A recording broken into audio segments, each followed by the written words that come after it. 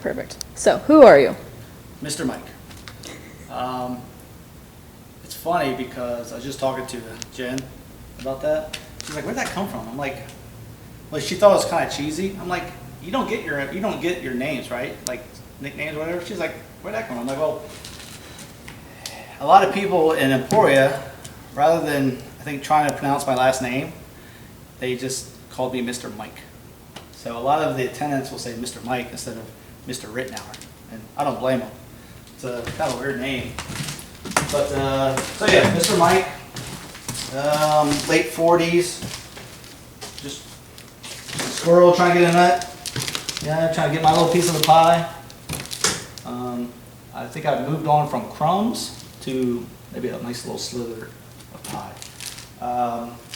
Trying to start at Emporia to get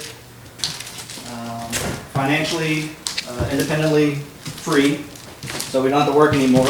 We're really close to that. My wife is only a few years away from being able to retire, which she reminds me every day. And then I will be not far behind her, but I will still be doing a management role for Emporia. And cause it's what I love to do. I love doing rehabs. I love buying properties. I love finding the ugliest, nastiest places you can find, and just as soon as I'm walking through it, I can see the vision of how it can look with a little bit of work and elbow grease. Like this place looks horrible, but give me some time, some money, and it'd be a whole new space. It'd be nice. So yeah, I grew up. How deep do I need to go into? However you feel comfortable. Whatever you feel comfortable. I kind of grew up on welfare when we were young. I don't think we did that very long, but I do remember. I remember the blocks of government cheese. At the time, they were delicious. I don't think I'd like them now. So I don't want to say I grew up poor, because there's a lot of people out there that grew up are a lot more poor than I am right now, and I don't remember being that poor. But I did know growing up that I did not want to struggle with bills like my mom did. And so I've always been a hard worker.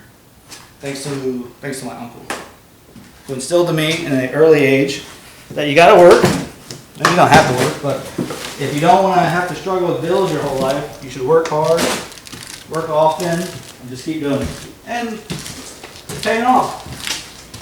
Man, I'm not a independently wealthy guy at 23 or 28, but I'm happy with where I'm at. No problems, no regrets. And yeah,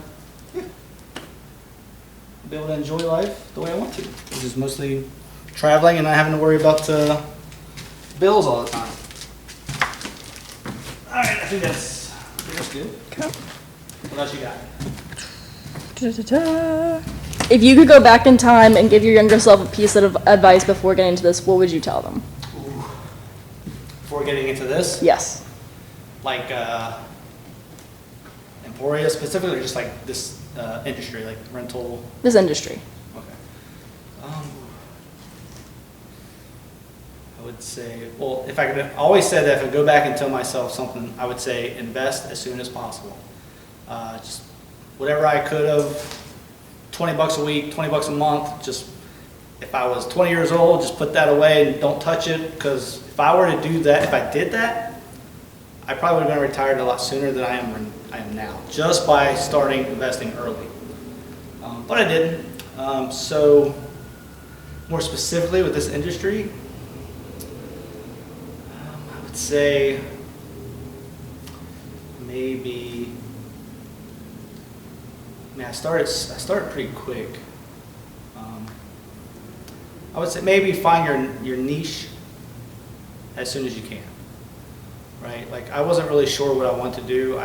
My first thing was I wanted to do flipping, but I started that in the bubble, the housing bubble crash. I started in 2007. It crashed in 2008, which I held on to that property, the property I bought. I held on to it, and I sold it like just a couple years ago. It actually made a good amount of money. But if I'd have known sooner that my niche my niche should have been rental properties. I probably would have went in a different direction sooner with that. And also, I guess I also would have told myself to look outside of my my little area, my little world of where I lived, which was Manassas. If I did that, I could have went a little bit further west, a little bit further south, and I probably would be a lot further along than I am now. So now I'm in Emporia, which is 2 hours away from where I live, but it's because it's affordable. There's more properties. Investors aren't, well, when we first started here, investors weren't in the area. Now they're everywhere. But if I were to just look a little bit further out from where I was living, I'd probably be a lot further along now with properties. So yeah, that'd be the advice. Don't be afraid to travel out just a little bit of where you live. Cool? Of all places, why pick Emporia? I kind of just hit it on that, but Yeah. we actually got here kind of by accident, not by mistake, by accident. I was always looking for houses to buy super cheap, and then finally I saw one on an auction, I think it's auction.com. I still look at it occasionally, but so does everybody else in the world, so it's no longer a secret. So anyway, I found a house. It was a 3-bedroom, 2-bath shithole in some town called Emporia, Virginia. Never heard of it. But it went for like I got it for like $22,000. And if you're familiar with Northern Virginia, then to find a 3-bedroom, 2-bath house for $22,000, that's amazing. So anyway, I figured I could do something with it, whether it was a tear down or something, because it had city sewer and water, public sewer and water. So I'm like, all right, worst case scenario, I tear it down. I could even sell the lot. I could even sell it as is. But so that's what brought me to this area. So once we bought that house, well, I bought it. My wife was like, "You're freaking crazy." I was like, again, I had the vision. I was like, we could do something with it. We can make it work. But that got us looking in Emporia, and then by doing that, looking in Emporia, I realized that there was a lot of potential here. Rental rates were suppressed for some reasons I won't go into right now, but they were suppressed. Property values were super cheap. This was at the very beginning. I think this was like 2021, so still COVID kind of, but we were coming out of it. 2022 maybe. And I got with the right realtor, who was actually the sheriff of Emporia at the time. So the sheriff of Emporia, Virginia, was also a realtor. And that's great because he knew everybody. He even knew people who weren't selling houses, but when he asked, they had something to sell. And that's how we were getting into it. So we kind of stumbled upon Emporia a little bit. But once we started looking into the details, the money, or the numbers, the rents, properties were super cheap, property values were really low. The tax rate is actually high in Emporia, but because the property values are so low, it's almost negligible on the tax rate. Unfortunately, our taxes did go up on the revaluations of the properties. Some of our houses actually doubled on taxes, but not a big deal because it's still a really cheap area to buy. So you can still buy a three-bedroom, 1-bath house around the area for about 150-ish, 150K, which is really cheap compared to, say, Fredericksburg, Richmond, and anything north, right? Still super cheap. But the issue with that is there's not a lot down here, but there are still tenants that want to live here for whatever reasons. There is some work here, just not a lot. But it's coming up. So that's kind of how we got into Emporia. A little bit by accident, but also by design because we started looking into it with a lot of detail. Who are some of your role models? Role models. Okay, I had, my uncle was a huge role model early in my life. Vernon, he had recently passed away, but he was a big role model. He was the one that really taught me to work. He would drag me to work when I was young. He got me started picking up trash at the fairgrounds at 9.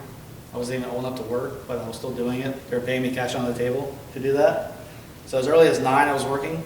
He would also take me to the armory, the local armory, and I would mow their lawn. I was like 10 years old, riding tractor, cutting their grass. It was just crazy. But so he got me into. He taught me to work hard. He taught me my work ethic. And then, see, John Skaggs, who I worked for about 9 years, he taught me a lot about business. But he also taught me a lot about what not to do in business. But I won't get into those details. He taught me a lot about business, organization, a little bit, being able to talk to people, being able to motivate, ask the right questions, that sort of stuff. My mom was one, big one. And when I was really young, was MacGyver. Do you know the show? Yeah, Richard Dean Anderson. Not so much the guy, but the character MacGyver, definitely. He was a big role model in my younger years. But yeah, there you go. All right. Cool. All right. What are 3 things you always have on you for work? My phone.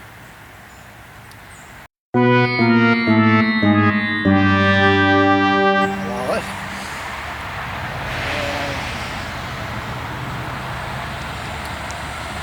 And usually a tape measure. The essentials. What are some questions you ask future tenants or / renters? I usually always tell them that as long as they can prove an income to afford the house. A lot of them are usually worried about their credit score. It doesn't matter to me. I don't care about your credit score. I just want to make sure you can pay your rent. So just proof of income, history of income. If I see you just been kind of bouncing around from one job to the next, it doesn't look good for me. It doesn't look good to me.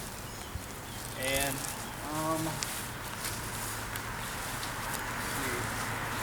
no pets. We don't like pets. They're just a nightmare. No problem. Not even fish. Yeah, aquarium, water, no good. That's usually about it. What was the question? What are questions you ask renters / tenants? Yeah, really it's just their income. Well, and how many people they plan on putting in the house. You gotta make sure it's not more than the house can maintain. So it's generally 2 people per bedroom. So if it's a 3-bedroom, 6 people max. But it's usually a gray line with that. What would you say is one of the hardest parts of your job? Hardest part. Yeah, that's a good question.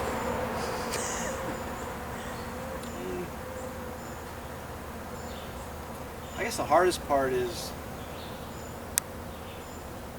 not having money. That's the hardest part. It's not having cash to do all the stuff I want to do, right? Like all the projects. I got so many ideas. I got so many projects.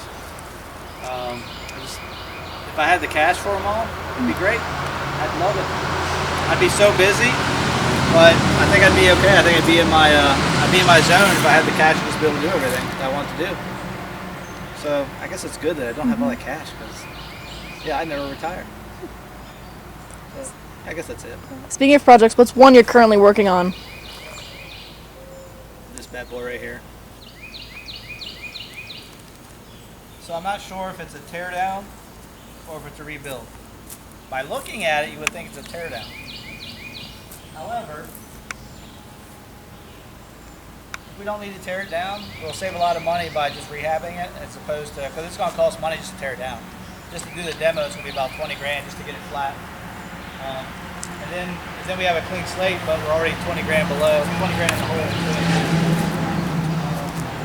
So we're meeting a guy today to see if he thinks he could do the repair work, do the structural work. If he says yes, I'll be impressed. I'll be even more impressed depending on his price. I bought it. It was on the market for 15 grand. Got it for 11.5. It's got the city sewer water hookups. So worst case scenario, we flatten it, we put a modular on it, and we'll probably just flip it. We're not gonna. I don't think I'd rent that out once we have all the money into it. Just cash out by flipping it. I'll probably do that. But, so this is one of many projects that are in the works. We'll see how it goes. I'll know more after meeting Jose today.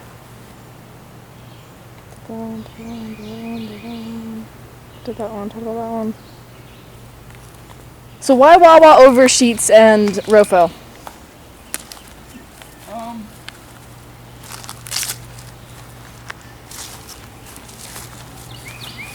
Probably more convenience. Because when I moved to Fredericksburg, Wawa was right around the corner. But after going to Wawa, I think their food's a lot better. But mainly convenience. At one point, 7-Eleven used to be my go-to. Not so much anymore. And again, it was just convenience. It was just always on the right, on the way out of town to go to jobs. But Wawa is now my more convenient place. But I like Wawa. I like their food. I like their stations. It's good.